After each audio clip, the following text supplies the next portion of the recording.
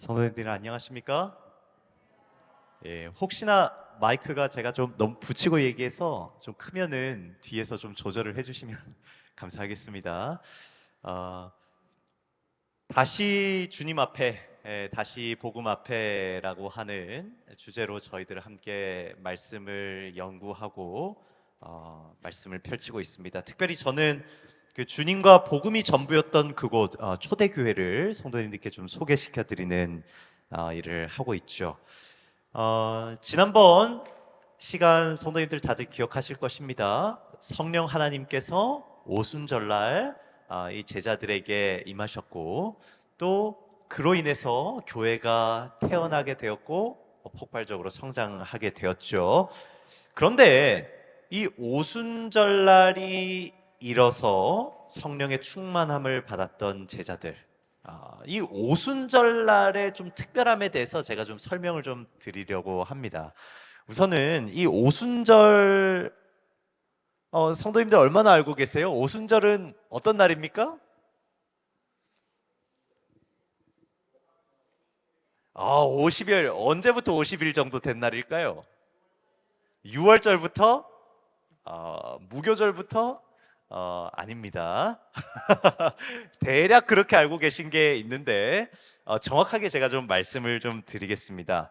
우선은 이스라엘에 7개의 절기가 있습니다. 7개의 절기들 가운데서 하나님께서 새 절기는 나에게 나와서 보이라 이렇게 말씀하셨습니다. 그 새 절기가 뭐냐면은 6월절과 무교절은 하나의 절기입니다. 이렇게 연결돼 있는 절기예요. 그래서 6월절을 포함한 무교절이 되면은 이스라엘의 모든 백성은 내 앞에 나와 보이라 이렇게 말씀하셨고, 또 77절, 다른 말로 하면은 오순이죠, 그죠? 오순은 이제 50 이야기하는 겁니다, 그죠? 1순이 열이니까 77은 77이 49, 일곱 주일이라는 뜻이죠. 이 77절이 언제부터냐면은 초실절로부터 7주 뒤입니다. 초실절은 언제냐? 제가 좀 이따가 더 자세하게 설명을 드리겠습니다. 그리고 초막절 이렇게 되는데, 유대인들의 3대 절기 중에 하나가 무슨 절기예요? 제가 아까 말씀드렸던 성령께서 강림하셨던 오순절입니다. 이 오순절이 왜 이스라엘 백성들에게 특별한 절기가 되었는가? 우선 6월절에 대해서 제가 좀 설명을 드리겠습니다. 제일 첫 번째, 이스라엘의 절기 중에 첫 번째 절기였던 6월절은 유대 이 종교력으로 1월 14일입니다.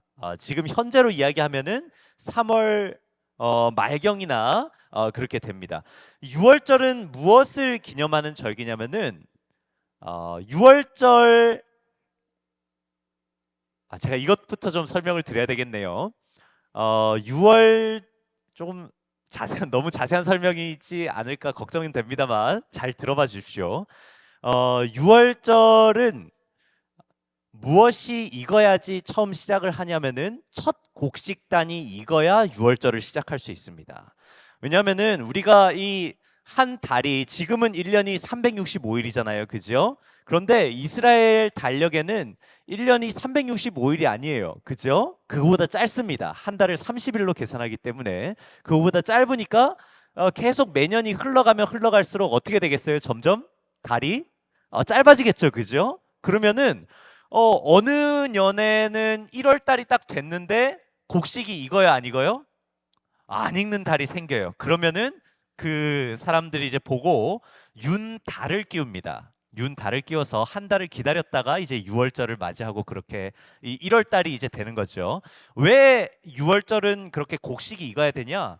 초실절이 있기 때문입니다. 6월절이 있고 무교절이 한 주 동안 지키는데 그 무교절의 안식일이 지난 바로 그 다음 날이 일주일이니까 안식일이 껴있겠죠, 그죠? 그 안식일 다음 날 일요일이 바로 초실절입니다. 그때 하나님께 첫 익은 곡식 열매를 하나님 앞에 이렇게 흔들어서 드리는 거예요. 그날이 초실절이기 때문에 어쨌든 6월절은 곡식이 익어야 시작할 수 있다. 이 말씀을 좀 먼저 드립니다.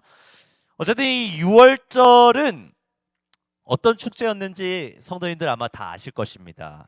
이스라엘 백성들이 이집트에서 탈출할 때 온 애굽 땅의 장자들이 다 죽임을 당하는 재앙이 임했죠. 그 재앙을 통해서 이 구원받은 이스라엘 백성들이 이집트에서 탈출하게 됩니다. 그 심판의 시간을 그 심판의 시간에 구원받기 위해서는 무엇이 필요했습니까? 어린 양의 피가 필요했던 것입니다. 그래서 그 피를 이 문설주와 문지방에 이렇게 발라요. 그러면은 그 마치 그 피로 연결돼 있는 예수님의 이 가시관에 흘리신 그 피와 양손의 피와 그 떨어져서 흐른 그 다리 이 못 박히신 그 발의 피를 그 모양을 그대로 상징하듯이 문설주와 지방에 피를 발랐던 것이죠. 그 어린 양의 피가 묻은 집은 심판이 임하지 않고 어떻게 합니까? 넘어가요. 월담한다 이런 월장 뭐 이런 얘기 들어보셨죠, 그죠? 넘어간다는 뜻입니다. 넘을 유자에 넘을 월자를 써서 유월절이라고 부르고 유대인들은 대대로 그날을 기념해서 지켰던 것입니다. 그 유월절 어린 양의 희생은 대대로 이스라엘 백성들에게 우리를 대신해서 모두가 죽게 된 그때에 우리를 대신해서 희생할 어린 양, 즉 메시아가 있다는 사실을 기억하게 하였습니다. 그 상징이 그 표징이 누가 찾아와서 이루셨습니까? 그 상징을 예수 그리스도께서 어린 양으로서 이 땅에 오셔서 우리를 위하여 돌아가시고 그 피로써 우리를 구원하신 것이죠.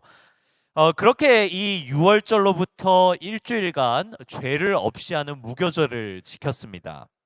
그리고 나서 초실절이 있습니다. 그 무교절 기간 안식일 그 다음 날에 초실절이 있는데 이 예수님께서 십자가에 돌아가실 때 언제셨어요? 이 유월절 날, 그죠? 금요일 저녁에 돌아가셨어요. 이 유월절 시작하는 시간에 예수님께서 돌아가셨어요. 정말로 어린 양이 잡히는 그 시간에 그대로 예수님께서 돌아가셨어요. 그리고 나서 안식일이 지났습니다. 그리고 일요일 아침이 되었어요. 어떻게 되었습니까? 예수님께서 무덤에서 부활하셨어요.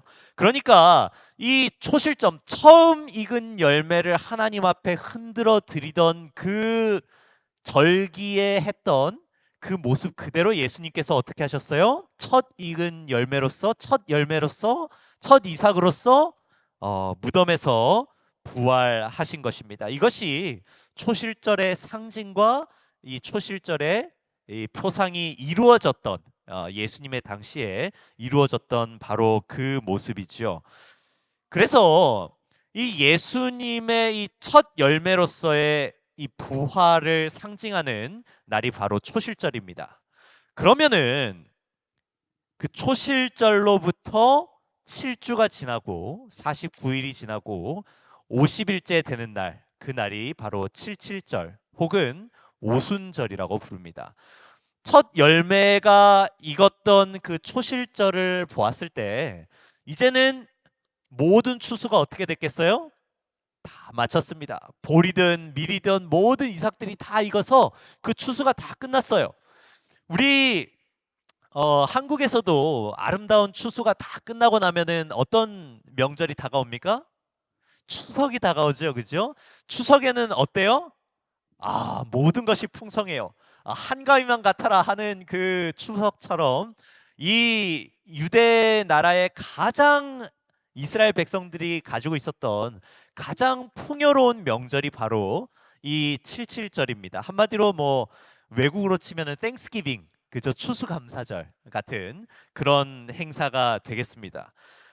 첫 열매로서 예수님의 부활이 있었다면 49일이 지난 이 오순절에 과연 많은 사람들이 이 예수님을 따라서 생명을 얻는 많은 사람들이 생명을 얻는 풍성한 추수의 표상이 과연 이날 이루어졌겠습니까? 아멘입니다. 이제 약속하신 성령께서 제자들에게 임하자 제자들이 어떻게 되었는지 한번 살펴보도록 하겠습니다. 이 저희가 사도행전 2장 4절에 있는 말씀 함께 한번 읽어보도록 하겠습니다. 시작. 저희가 다 성령의 충만함을 받고 성령이 말하게 하심을 따라 다른 방언으로 말하기를 시작하니라. 아멘. 지금 저희가 어제 살펴보았듯이 이 성령께서 임하시지 않았을 때는 사람들이 다 무엇 같았어요? 빼짝 마른 뼈다귀 같았어요. 그리고 생명이 없는 흙과 같은 육에 속한 존재들이었습니다. 그런데 성령께서 제자들에게 임하시자 지금 그들은 성령으로 거듭나서 하나님께 속한 사람, 영에 속한 사람이 되었고 또 하나님의 생명으로 살아있는 사람들이 되었어요. 그렇게 되니까 사람들이 태어나자마자 무엇 하는 것입니까? 제 맨 마지막 줄에 무엇 하기 시작했어요? 말하기를 시작했어요. 불과 같은 성령님이 사도들 위에 임하시자 교회가 탄생하는데 마치 아이가 딱 태어나서 첫 울음을 응애 하고 울듯이 지금 이 교회는 태어나자마자 무엇을 선포하는 것입니까? 복음을, 말씀을 선포하는 것이죠. 성령의 말하게 하심을 따라서 성령의 인도를 따라서 복음을 선포하는 것입니다. 성도님들 이 성령의 인도를 따라서 말해 보신 적 있으십니까? 어떠세요? 성령 하나님께서 인도해 주셔서 내가 이 할 수 없는 말을 해보신 경험 있으신가요? 제가 제가 어제 이제 잠깐 말씀드렸던 이야기인데 엘살바도르에 제가 갔었다고 말씀을 잠깐 드렸습니다. 그때 이제 대학교 4학년 때였어요. 신학과 4학년 때였는데 아주 아이들이 이쁘죠, 그죠? 예, 이렇게 사랑스러운 아이들이 잔뜩 있는 엘살바도르로 제가 떠났습니다. 그때 쉐어힘이라고 하는 예수님을 나누자라고 하는 어떤 선교 프로그램이었는데 영어로 설교를 한 2주간 매일 밤 전도회를 해야 되는 그런 프로그램이었어요. 학생으로서는 아주 쉽지 않았겠죠, 그죠? 영어도 잘 못하고 그런데 영어로 이 말씀을 전해야 하는 것입니다. 그리고 사람들을 이 말씀을 소개하고 예수님을 소개해야 되는 그런 아주 이 도전이 되는 프로그램이었습니다. 그래서 제가 한 2주간 열심히 말씀을 전하고 거의 뭐 마지막 날이 되었어요. 그런데 제가 그 나라에서 있다가 뭘 잘못 먹었는지 물을 잘못 마셨는지 몸에 열이 펄펄 나기 시작했어요. 그날 아침부터 시작해서 막 구토를 하고 머리가 어지러워서 도저히 뭐 설교를 할 수 있는 상황이 아니었던 것입니다. 그래 다행히 정말 하나님께서 회복시켜 주시고 힘을 주셔 가지고 강단에 서긴 했어요. 그래서 막 말씀을 전하는데 머리가 막 핑글핑글 돌아요. 막 이렇게 제가 흔들흔들 이러면서 아마 설교를 했던 것 같은 그런 기억이 납니다. 그때 이제 제가 마지막으로 호소해야 됐던 그 순간이 됐어요. 그래서 이 성도님들 앞에 다 앉아 계신데 제가 호소하기 시작했습니다. 그런데 머리가 갑자기 하얘지는 거예요. 아무것도 생각이 안 나요. 영어도 생각이 안 나고 한국말도 생각이 안 나고 아무것도 생각이 안 나요. 그래서 제가 무슨 말을 했는지 저도 기억이 안 나요. 막 말을 하는데 하나님 제발 제 입술을 주장해 주셔서 이 중요한 성도들이 이 헌신을 경험하고 또 자기의 삶을 주님 앞에 드려야 되는 순간인데 성령 하나님 제발 제 입술을 주장해 주십시오. 그렇게 기도를 하면서 말을 하는데 제가 이 평소에 이제 엘살바도르는 그 스페인 말을 쓰거든요. 그래서 제가 이제 영어로 한마디 하면은 옆에서 스페인 말로 이렇게 통역을 하는데 이분이 통역을 잘 하는지 안 하는지 제가 알 수가 없어요. 평소 때는. 그런데 제가 그날 한마디를 하면은 통역사분이 옆에서 보통 한마디만 하는데 세 마디, 네 마디, 다섯 마디를 하는 것입니다. 제가 한마디 짧게 하면은 여기서 뭐 1분 동안 말을 해요. 막 계속. 그런데 그렇게 기도까지 어떻게 잘 마쳤어요. 그러고 나서 제가 이제 문 앞에 서 가지고 통역을 잘 했겠지? 말씀이 잘 전달됐겠지? 하는 마음으로 딱 뒤에 가 가지고 인사를 하는데 저기 뒤에 한편에 여성분이 이렇게 한 30대쯤 돼 보는 여성분이 막 울고 있는 거예요. 펑펑 울고 있는 것입니다. 그리고 제가 이제 가서 무슨 일이 있냐? 그래 물어봤더니 그 여인이 하는 말이 제가 마지막 호소할 때 이 예수님의 사랑을 말하면서 우리가 모두가 회개해야 된다고 호소를 했는데, 자기가 지금까지 저질러 왔던, 자기가 결혼을 했는데 자기의 이 불륜의 이 죄악이 있었던 것을 주님 앞에 회개하면서 눈물을 흘리고 있다는 것이었어요. 제가 이 죄를 주님 앞에 고백하고 용서받기 바란다고 지금 그 여인이 고백하고 있었던 것입니다. 그 이야기를 듣는데 제 마음이 너무 뜨거웠어요. 그래서 함께 같이 눈물 흘리면서 나의 죄도 고백하고 그 사람의 죄도 고백하고 옆에 장로님도 같이 죄를 고백하고 이러면서 막 눈물로 회개했던 그 밤이 지나갔습니다. 그리고 나서 그 안식일에, 그 주 안식일에 아주머니랑 그 여인이랑 여자분이랑 또 남편분이랑 딸 둘이 찾아왔어요. 딸 둘이 뭐 한 10대 후반쯤 되는데 10대 한 중반? 아주 뭐 나이가 굉장히 많아요. 어린 시절에 결혼한 것 같아요. 그래서 다 가족이 다 같이 나와서 교회에 와서 함께 또 회개하고 침례를 받는 아름다운 역사가 그 날에 일어날 수 있었습니다.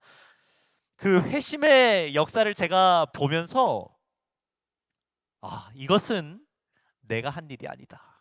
내 말주변으로 한 일이 아니라 내 재능으로 한 일이 아니라 정말 하나님께서 성령의 인도하심을 따라서 말하게 하시니까 그날에 회개하고 하나님의 자녀로 거듭나는 놀라운 역사가 일어나게 되었던 것이죠. 하나님께서 저희들에게 주신 대사명이 무엇입니까? 아, 그러므로 너희는 가서 모든 족속으로 제자를 삼아 아버지와 아들과 성령의 이름으로 침례를 주고 내가 너희에게 분부한 모든 것을 가르쳐 지키게 하라. 볼지어다 내가 세상 끝날까지 너희와 항상 함께 있으리라. 저희들에게 주신 이 대사명은 뭐냐면은 하나님의 이 복음, 이 말씀을 전하라는 것이죠. 예수님께서 지상에서 마지막으로 제자들에게 남기신 이 말씀, 사도행전 1장 8절의 말씀이죠. 이 말씀도 결국은 무엇을 이야기하냐면은 땅 끝까지 내 증인이 되어라. 말씀을 전하여라 라는 것입니다. 이 사도행전 2장에서 결국은 이 교회가 태어나자마자 무엇 하냐면은 말씀을 전하는 거예요. 태어나자마자 그 교회의 존재 목적이며 이 목표인 복음을, 말씀을 전하는 사역을 하고 있는 것입니다. 사도행적 첫 페이지의 첫 번째 문장을 제가 좀 가져왔습니다. 성도님들 함께 읽기를 원합니다. 함께 읽겠습니다. 시작. 교회는 사람을 구원하기 위해 하나님께서 세우신 기관이다. 교회는 봉사를 위하여 조직되었으므로 그 사명은 온 세상에 복음을 전하는 것이다. 하나님께서 이 교회를 세우셨어요. 그리고 말씀을 전하고 영혼들을 구하는 사명을 이 교회에게 맡겨 주신 것입니다. 여기서 이 봉사를 위해서 조직됐다고 했는데 이 봉사라고 하는 말은 뭐 이제 남들을 돕는 그런 봉사를 말하는 것도 포함이 되겠지만 단순히 그런 봉사가 아닙니다. 이 말씀을 전하는 사역의 봉사를 지금 이야기하고 있는 거예요. 서비스를 이야기하고 있는 거죠. 그죠? 그 사명은 온 세상에 복음을 전하는 것이다. 이렇게 이야기하고 있는 거죠. 하나님께서 저희들에게 성령을 보내시고 성령께서 그 말하게 하심을 따라서 우리가 말할 때 위대한 역사가 일어나는 것입니다. 이 말하기를 시작한 결과 함께 한번 살펴볼까요? 어떻게 되었을까요? 사도행전 2장 37절, 38절 또 41절에 있는 말씀 함께 한번 읽어보도록 하겠습니다. 시작. 저희가 이 말을 듣고 마음에 찔려 베드로와 다른 사도들에게 물어 가로되 형제들아 우리가 어찌할꼬 하거늘 베드로가 가로되 너희가 회개하여 각각 예수 그리스도의 이름으로 침례를 받고 죄 사함을 얻으라. 그리하면 성령을 선물로 받으리니 그 말을 받는 사람들은 침례를 받음에 이 날에 제자의 수가 3천이나 더하더라. 야, 이 오순절이 풍성한 추수를 기뻐하는 절기였다고 했죠. 이 날에 제자의 수가 3천이 더했던 것입니다.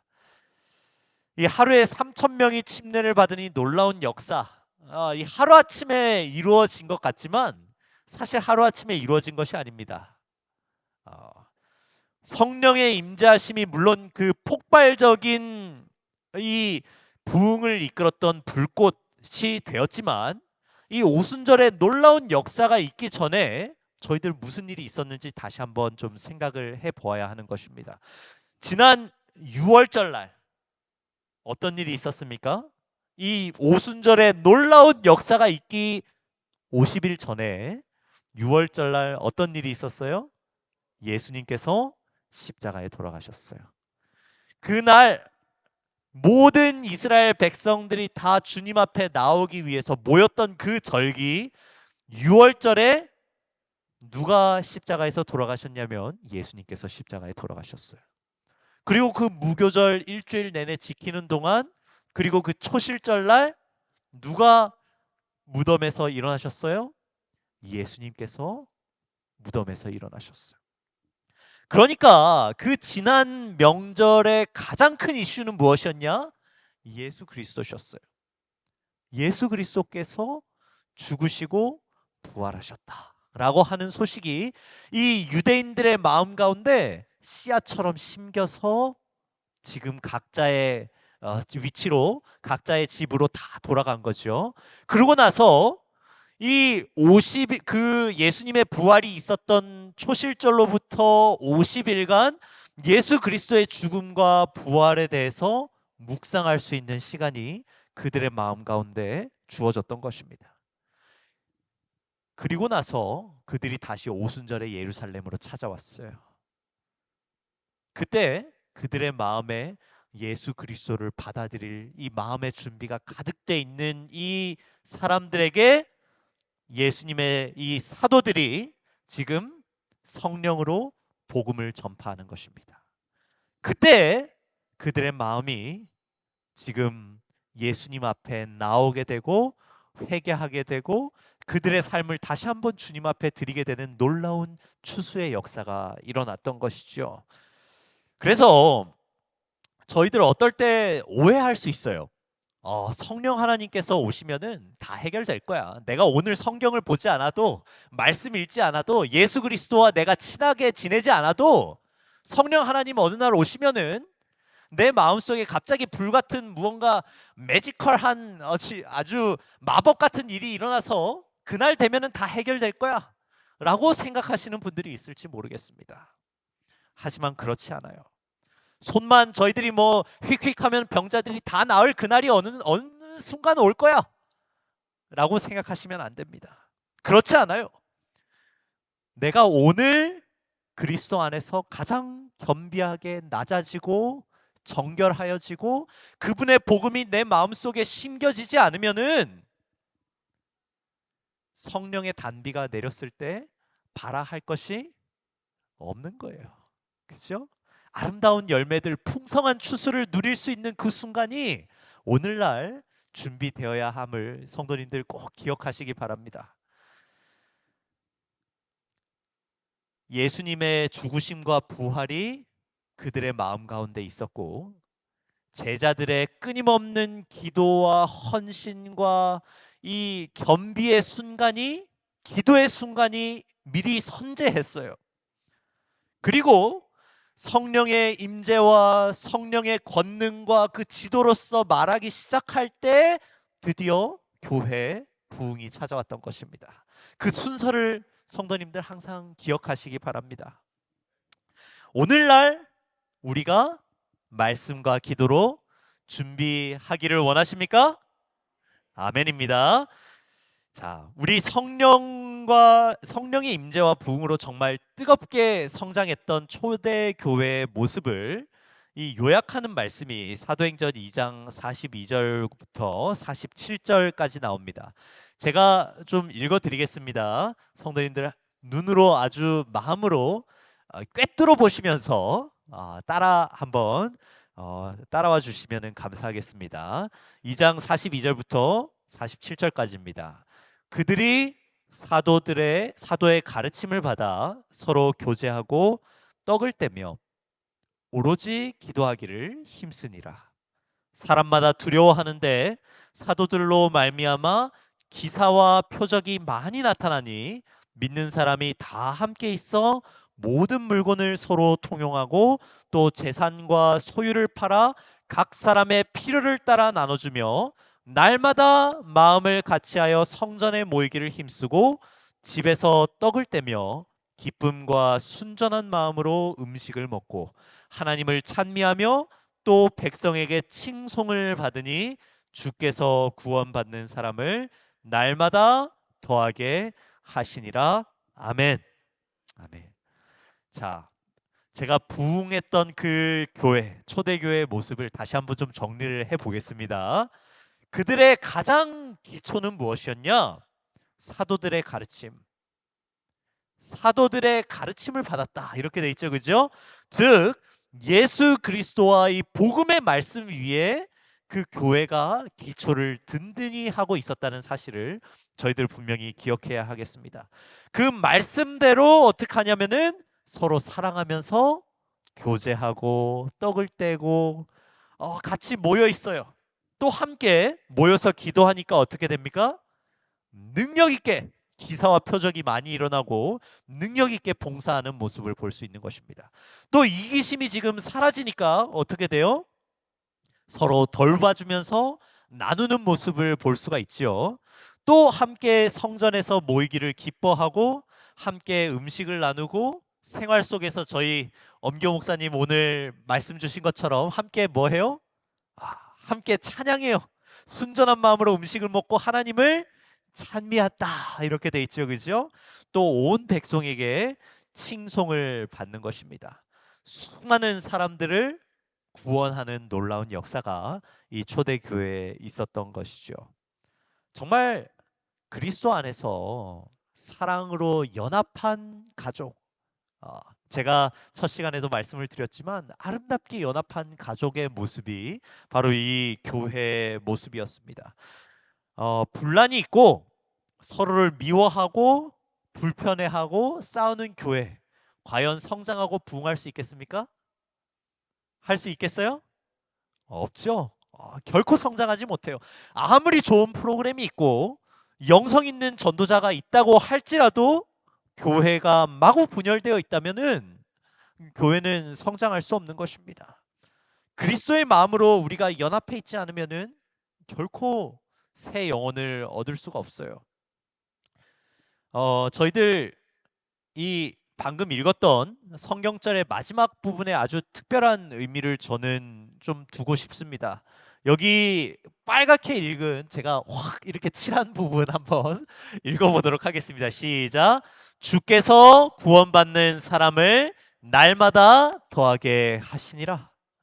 우리가 복음을 전하고 사람들을 교회로 데려오는 것 같지만 사실 이 교회에 누가 영혼들을 보내신다는 거예요? 아, 주께서 사람들을 교회에 더하시는 것입니다. 만약 주님께서 영혼을 맡기신다면 어떤 교회에 영혼을 맡기실까요? 여러분들 다 자녀가 있으시죠? 자녀를 맡아주는 보모를 구할 때 아무한테나 맡길 수 있습니까? 절대로 아무한테나 맡길 수가 없어요. 가장 성격도 좋고 안정적이고 사랑과 보호를 제공할 수 있는 그런 곳에 우리의 아이들을 맡기는 것입니다. 주님께서 그런 사랑으로 연합되었고 준비되어 있는 교회에게 주님의 귀한 영혼들을 맡기시는 거예요. 그래서 저는 교회를 가장 아름답게 표현한 그 모습 중에 하나는 뭐라고 생각하냐면은 둥지라고 생각해요. 둥지. 왜냐하면 저희 이 그리스도 안에서 사랑으로 연합한 이렇게 따뜻한 둥지가 없다면은 새가 그 알을 낳을 수 있습니까? 둥지가 없이 새가 알 낳는 거 보셨어요? 맨바닥에 알 낳습니까? 절대로 그렇지 않아요. 그죠? 따뜻한 준비가 이 둥지가 준비되어야 그곳에 아름다운 생명이 탄생하는 것이죠. 그래서 저희들 각자의 교회의 모습을 한번 돌아보고 싶은 것입니다. 작년보다 올해 더 사랑으로 그리스도 안에서 연합하고 있는가? 더 가족 같은 교회가 되어가고 있는가? 더욱더 영적으로 우리가 세련되어지고 우리의 이웃들을 돌보는 일들을 하고 있는가? 예수님의 품성이 여기저기서 번뜩이고 있는가? 저희들 함께 살펴보아야 하는 것입니다. 이렇게 그리스도 안에서 사랑으로 연합한 둥지를, 신앙의 둥지를 만들 때 하나님께서, 주께서 영혼들을 이 땅에 보내시는 것이고 저희 교회에 보내시는 것이죠. 하나님께서 분명히 그리하실 것입니다. 그렇게 생각하십니까? 아멘. 이렇게 저희들 4장까지는 이 교회라는 분위기가 아주 신실하고 화목했어요. 사랑으로 연합되어 있었고 그리스도 안에서, 복음 안에서 모두가 다 연합되어 있는 그런 아름다운 교회의 모습이었습니다. 저희들 좀 특별히 한 가지 그 중에서 특징을 좀 눈여겨 보려고 하는데요. 함께 한번 읽어볼까요? 저희들의 마음에 좀 부담과 도전을 주는 말씀이기도 합니다. 함께 한번 읽어보도록 하겠습니다. 시작. 믿는 사람이 다 함께 있어 모든 물건을 서로 통용하고 또 재산과 소유를 팔아 각 사람의 필요를 따라 나눠주며 또 그 다음 그 중에 가난한 사람이 없으니 이는 밭과 집 있는 자는 팔아 그 판 것의 값을 가져다가 사도들의 발 앞에 두매 그들이 각 사람의 필요를 따라 나누어 줌이라. 성령이 임하셨어요.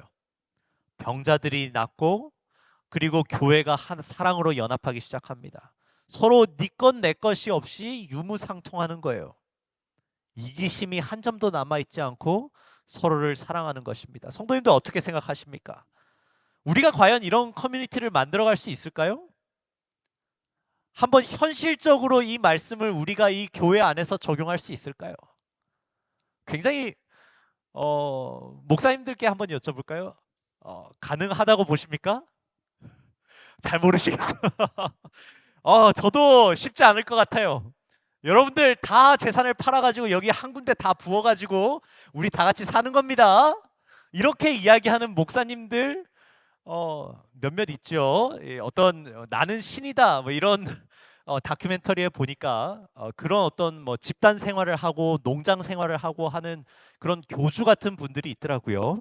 그런데 과연 우리가 이 초대교회의 정신이 무엇인지 다시 한번 저희들 확인해 봐야 하는 것입니다.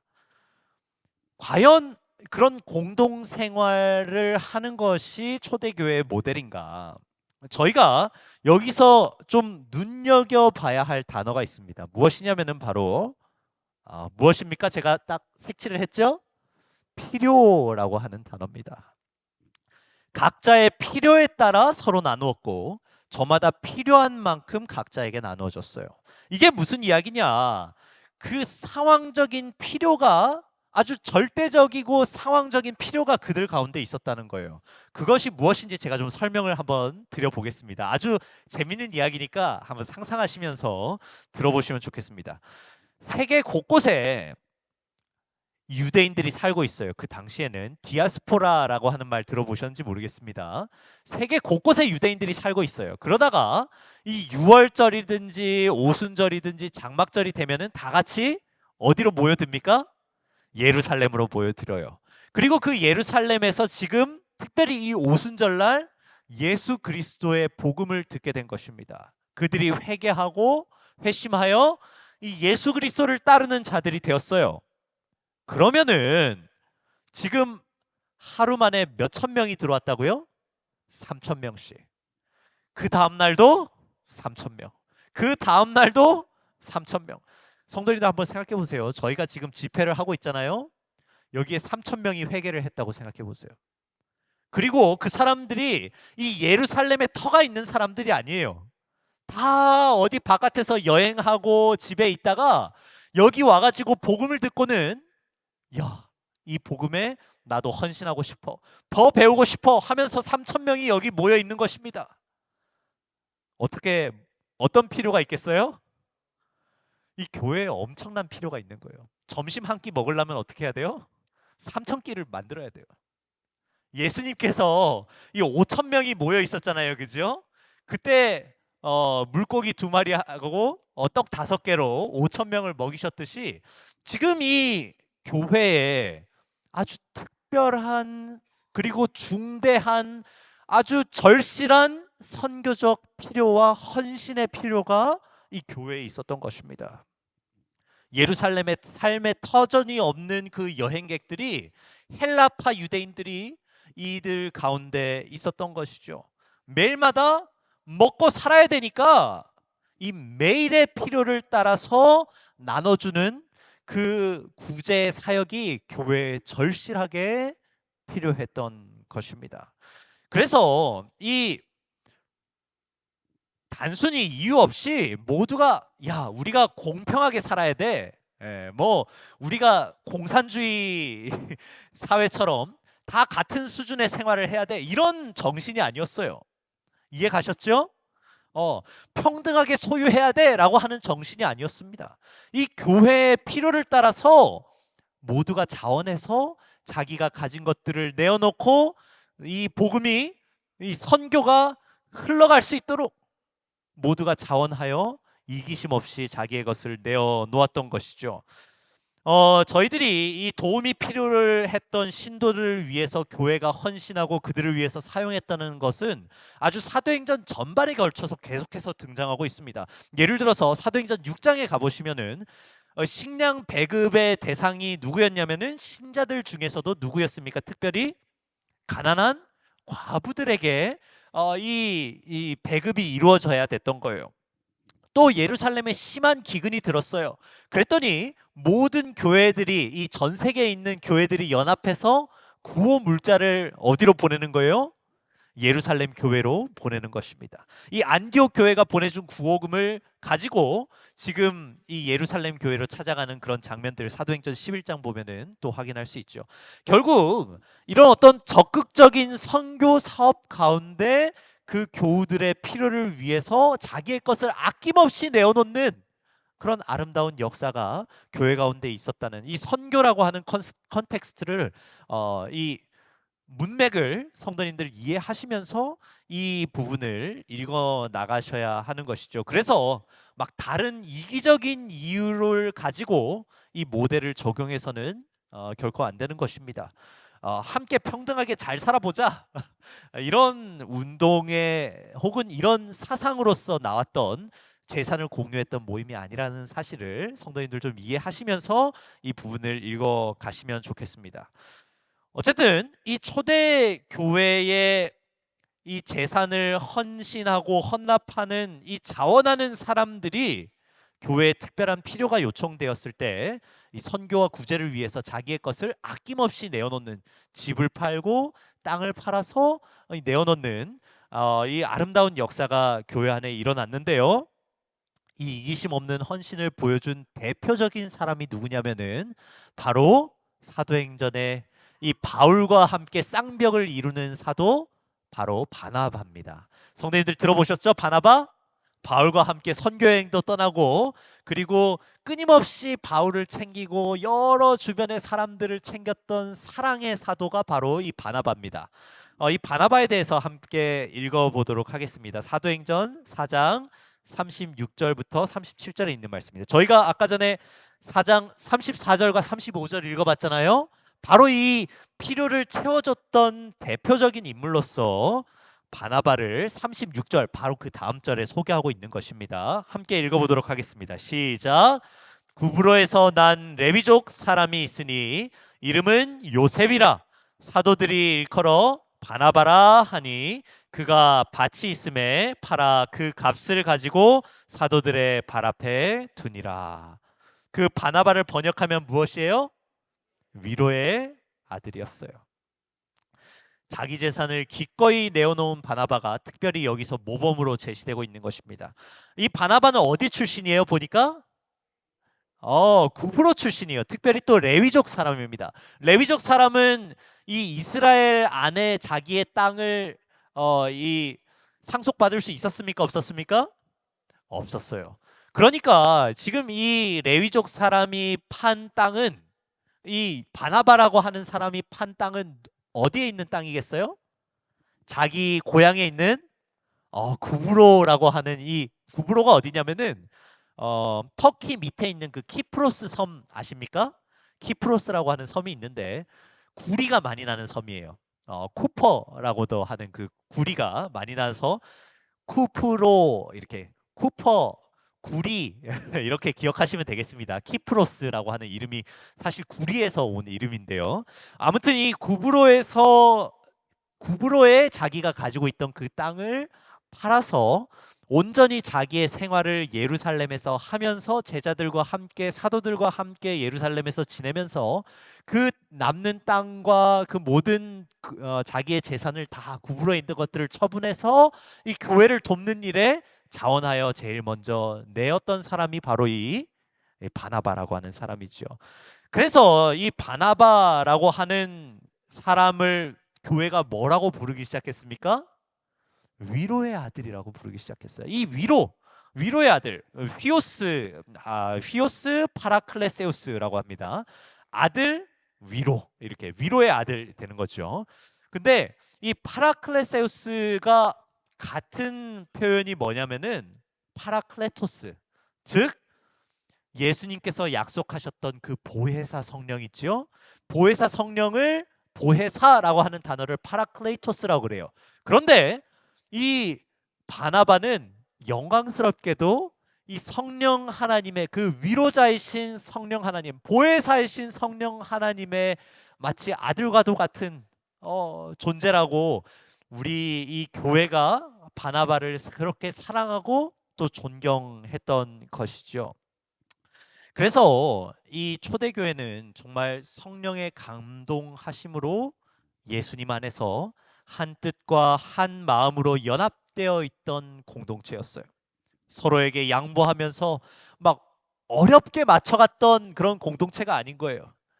나도 그리스도 안에 있고 너도 그리스도 안에 있고 같은 방향으로 걸어가니까 자연스럽게 양옆에 옆을 돌아보니까 함께 걸어가는 동료가 있네 했던, 그런 사랑으로 연합되어 있던 아름다운 공동체였던 것이죠. 교회에서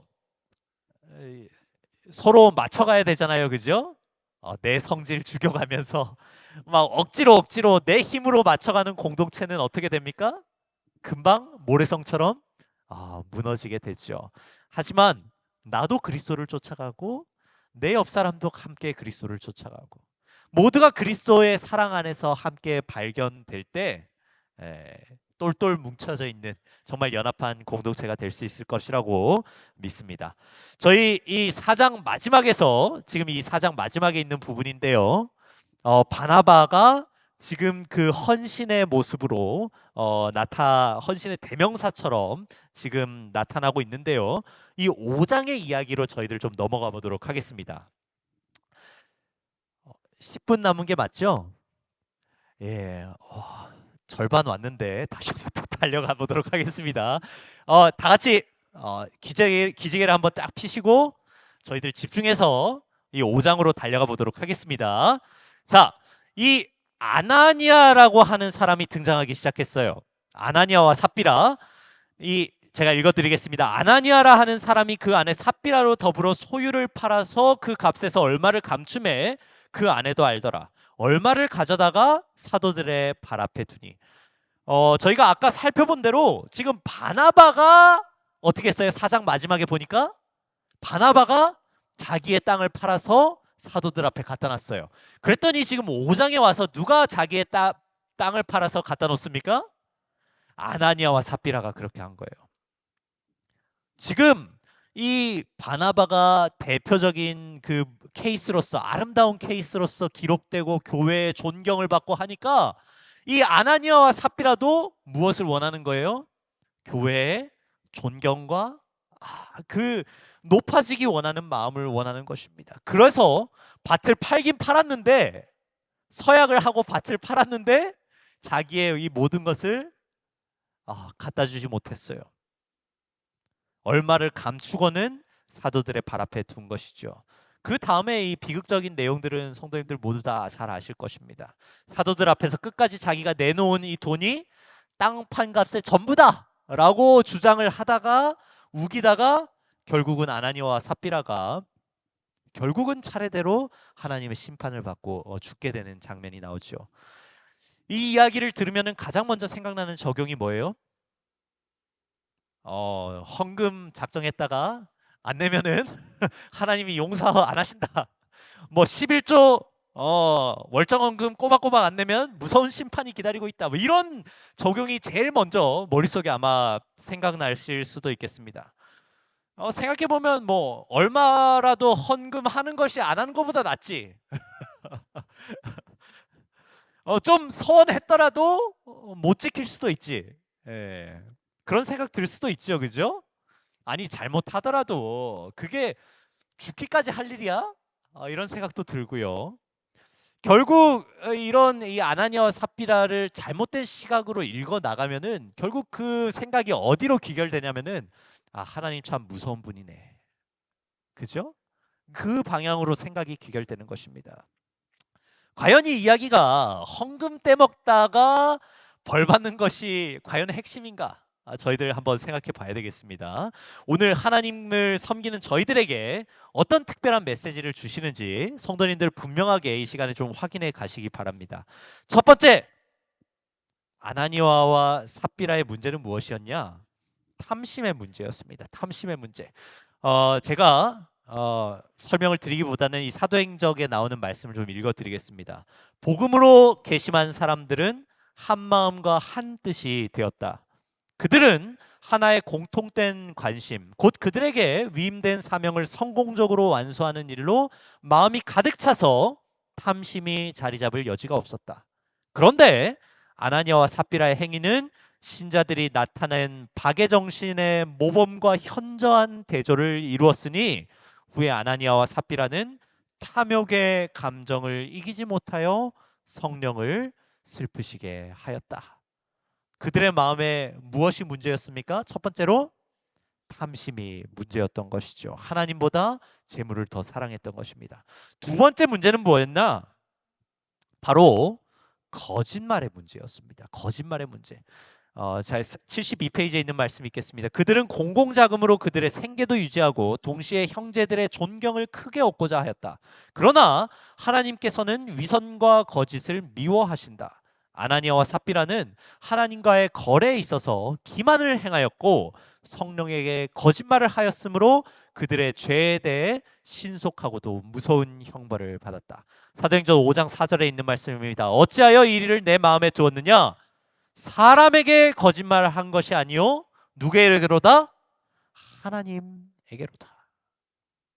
하나님께 거짓말한 거예요. 사람들은 거짓말을 큰 잘못이라고 생각하지 않습니다.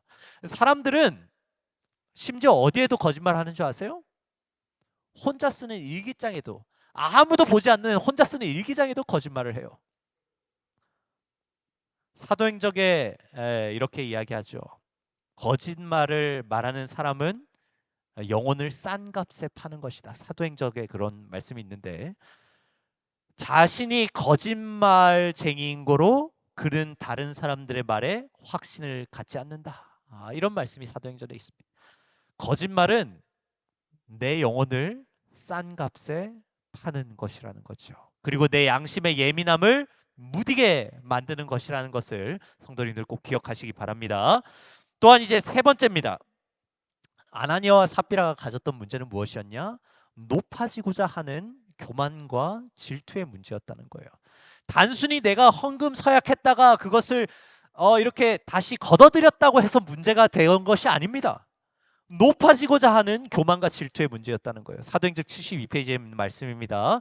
그들은 가난한 형제들을 돕기 위하여 그들의 소유를 나누어 준 사람들이 신자들 중에 크게 존경을 받는 것을 보았고 그래서 그들은 고의적으로 재산을 팔아 그 모든 수입을 공공기금으로 바치는 척 하면서 실제로는 큰 몫을 따로 떼어두었다. 이리하여 그들은 공공자금으로 그들의 생계도 유지하고 동시에 형제들의 존경을 크게 얻고자 하였다. 저 바나바를 보면서 저 바나바 나도 저 정도 할 수 있는데, 나도 저 정도 존경과 이 형제들의 높임을 나도 받을 수 있는데, 그 사랑을 내가 받고 싶은데 라고 하는 정신은 결국 누구의 마음과 같습니까? 사탄의 마음과 같은 거예요. 사탄의 마음. 예수님의 이 영광과 존경과 예배를 내가 취하고자 했던 그 사탄의 정신이 지금 누구에게로 흘러 들어간 거예요? 아나니아와 삽비라에게로 들어간 것입니다. 우리 교만과 질투의 문제, 아주 심각하게 보아야 할 것입니다. 그리고 네 번째, 우리의 마음의 주인이 누구인지에 대한 문제입니다. 마음의 주인이 누구인지. 사도행전 5장 3절에 있는 말씀 한번 읽어볼까요? 다 같이 한번 읽어보겠습니다. 시작. 베드로가 이르되 아나니아야, 어찌하여 사탄이 내 마음에 가득하여 내가 성령을 속이고 땅값 얼마를 감추었느냐? 누가 이 두 부부의 마음에 가득했다고 했습니까? 사탄이라는 것이죠. 이 사건은 그저 한 부부의 도덕적 결함에 대한 이야기가 아니에요. 단순한 윤리적 실패에 대한 이야기도 아닙니다. 헌금 작정에 대한 이야기가 아니에요. 이 이야기는 그 부부의 단순한 어떤 양심의 문제가 아닙니다. 우리 마음에 역사하시는 분이 지금 하나님인지 아니면 사단인지 말하고 있는 거예요. 저희 교회는 분명한 이 영적인 어둠의 실체와 전쟁을 벌이고 있다는 것을 인지하고 있습니다. 그것을 뭐라고 불러요? 그 개념을 선악의 대쟁투라고 불러요. 이 대쟁투라고 하는 개념은 정말 위대한 개념이에요. 세상의 많은 교회들과 종교들이 그들의 신앙을 도덕적이고 윤리적인 측면으로 끌어내렸어요. 착한 일 하면 구원받고 나쁜 일 하면 벌받는 그런 이 마음이 무거운 신앙을 만들어 놓은 것입니다. 그래서 그들의 종교적 문제 해결 방안은 뭐냐면은 자기의 이 마음속에 있는 도덕을 갈고 닦는 거예요. 윤리와 양심을 회복하는데 그들의 초점을 두는 것입니다. 많은 교회도 이 강단에서 도덕과 윤리의 문제를 다루고 있어요. 하지만 정말 감사하게도 이 저희 재림교회는 선악간의 대쟁투라고 하는 아주 위대한 이 빛을 허락하셔서 저희들 이 삶에 일어나는 문제의 실상을 분명하게 볼 수 있도록 하셨어요. 그리고 우리가 싸워야 할 문제가 우리 안에 이 도덕적 결함이나 윤리적인 잘못된 그 행동들에 있는 것이 아니라 우리가 하나님께 속할 것인가 사탄에게 속할 것인가, 내가 어느 편에 설 것인가에 대한 이 소속의 싸움인 것을 저희들에게 분명하게 알려주신 것입니다. 이 대쟁투는 무슨 싸움이라고요? 소속의 싸움이라고. 소속의. 내가 누구의 소편에 설 것인가. 하나님의 편에 서면 승리가 장담되어 있는 것이고 확실한 것이고, 내가 사탄의 편에 선다면 멸망이 확실한 것이죠. 그리고 이 아나니아와 삽비라가 특별히 심판을 받을 수밖에 없었던 이유, 바로 교회를 보호하는 문제에 있었습니다. 제가 읽어드리겠습니다. 무한히 지혜로우신 분께서는 이렇게 주목할 만한 하나님의 진노를 나타내시는 것이 어린 교회를 타락하지 않게 보호하는 데 필요함을 아셨다. 교인의 수요는 신속히 증가하고 있었다. 개심자들이 급속히 증가하는데 만일 하나님을 섬기노라고 고백하면서 재물을 섬기는 남녀들이 들어오게 된다면 교회는 위험에 처하게 될 것이었다. 그것은 제일 밑으로 내려가겠습니다. 주의하라고 교회에게 주신 한 경고였다. 하나님께서 여기서 감추었다라고 하는 아나니아와 삽비라가 감추었다라고 하는 이 표현은 어디에 나온 표현과 똑같냐면은 여리고 성에서 아간 아시죠, 그죠? 여리고 성에서의 그 물건을 다 멸하라고 하셨음에도 불구하고 아간이 그 가운데서 좋아 보이는 것을 훔쳐서 자기의 텐트 밑에 감추었어요, 그죠? 그 아간의 이 범죄는 공동체 전체의 책임이 되었고 이스라엘 모두가 그 책임을 지게 되었던 것입니다. 그래서 지금 이 아나니아와 삽비라는 사람에 대해서 거짓말을 한 것이 아니에요. 그냥 자기 양심에 대해서 거짓말을 한 것이 아니라 하나님에 대해서 거짓말을 한 것이고 온 교회를 위험에 빠뜨리게 한 거짓말이었던 것입니다. 그래서 이 교회는 예수 그리스도와 동일되었고 동일시 되는 것이고 이 교회를 상대로 위험에 빠뜨리게 되었던 것이죠. 그 결과로 교회가 어떻게 됩니까?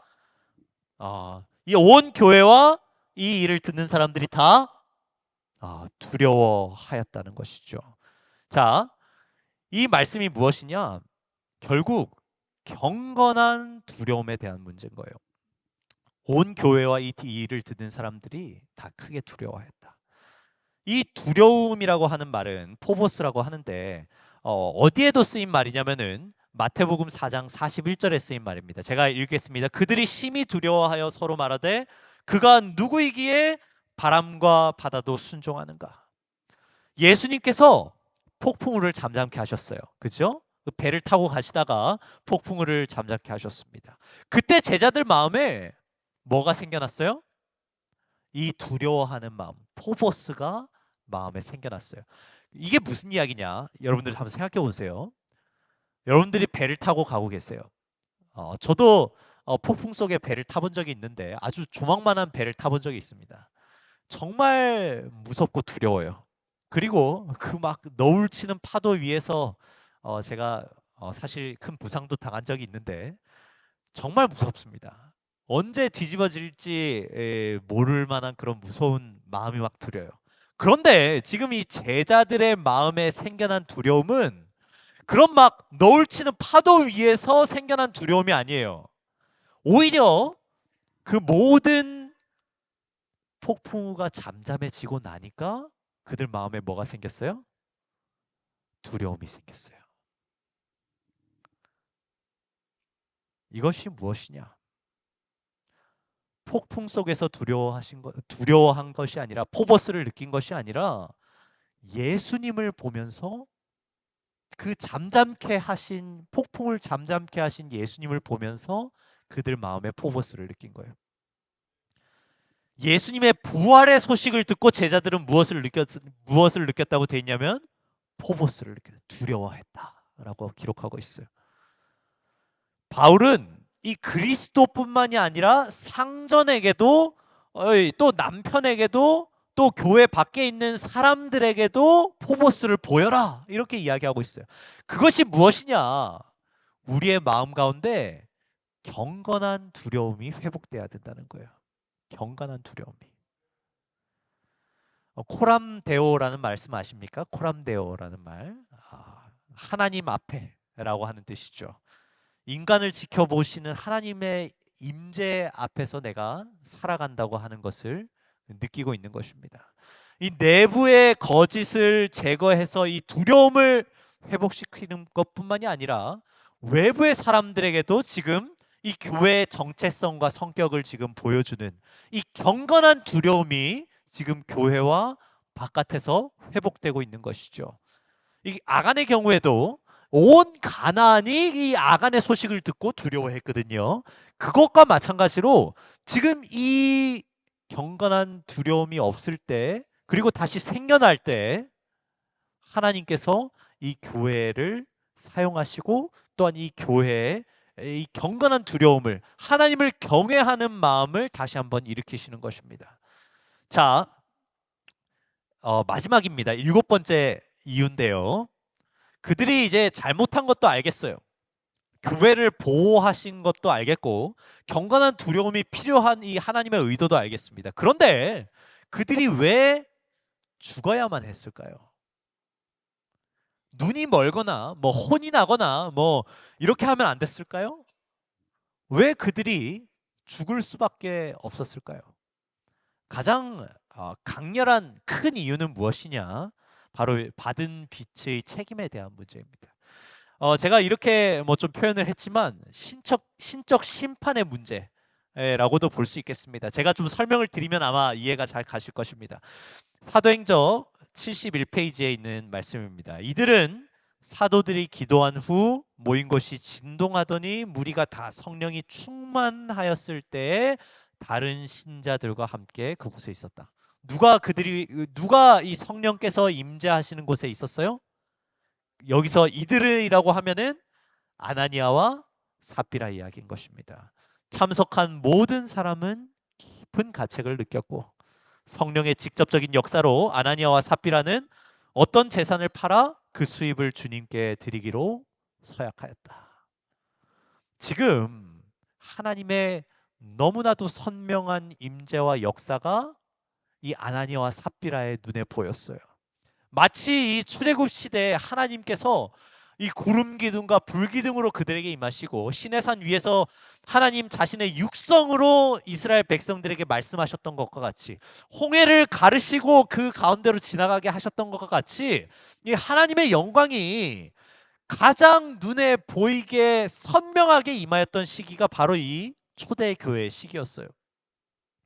그런데 그럼에도 불구하고 지금 자기의 이 욕심과 거짓말과 경건함이 없이 이 받은 빛에도 불구하고 밝은 빛에도 불구하고 하나님께로 이 죄악을 가지고 걸어 들어가는 것입니다. 여리고 성에서의 아간도 마찬가지고요. 엘리사의 종 게하시도 마찬가지고 예수님의 제자 유다도 마찬가지입니다. 그죠? 그들이 마치 이 불의 지푸라기를 끌어안고 뛰어드는 격이에요. 죄의 잔이 넘치고 하나님의 심판이 그에게 임하는 것입니다. 영광스럽고 선하시고 무궁하신 그 하나님 앞에 죄인이 예수님의 가려주심 없이 나아가게 되면 어떻게 되는 거예요? 소멸하는 것이 신적 심판의 본질이 되는 것이죠.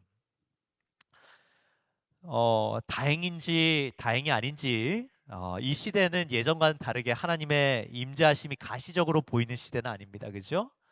하지만 하나님께서 정말 우리를 향해서 오래 참으십니다.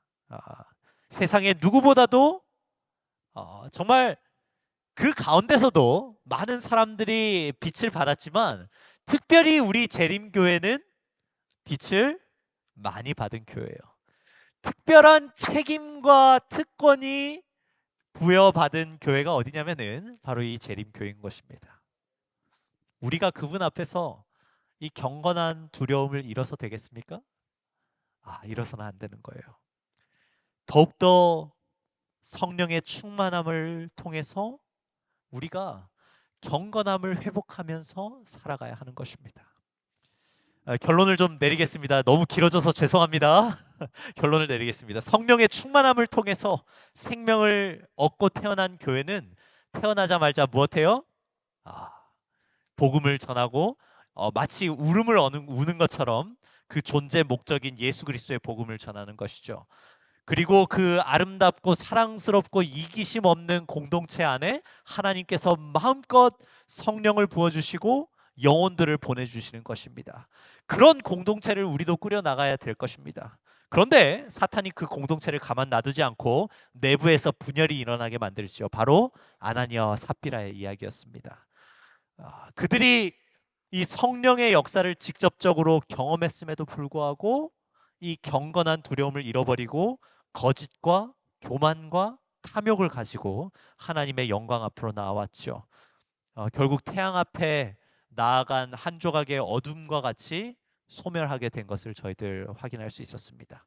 저희들 함께 정말 겸손하게 하나님 앞에 나아가서 회개하고 경건한 두려움을 회복하여서 하나님께 항상 영광과 찬양을 돌리는 우리 모두가 되기를 간절히 바랍니다. 기도하고 마치겠습니다. 사랑 많으신 하나님 아버지 참으로 감사합니다. 주님께서 이 초대교회의 위대한 성령의 역사를 보게 하시고 또한 그 가운데 실패한 역사도 저희들 보게 하셔서 저희들 그 똑같은 실수를 저지르지 않도록 하여 주심에 감사를 드립니다. 주님, 저희들 주님께서 필요하시다 말할 때 저희들 것을 이기심 없이 자원하여 내어드리는 우리 모두가 되기를 간절히 원합니다. 또한 주님께서 쓰시겠다 할 때 주님 여기 있습니다 라고 저희들의 손을 드는 저희들이 되기를 간절히 원합니다. 주님, 저희들에게 겸손하게 회개하며 경건한 두려움이 저희들 마음 가운데 회복되게 하여 주시옵소서.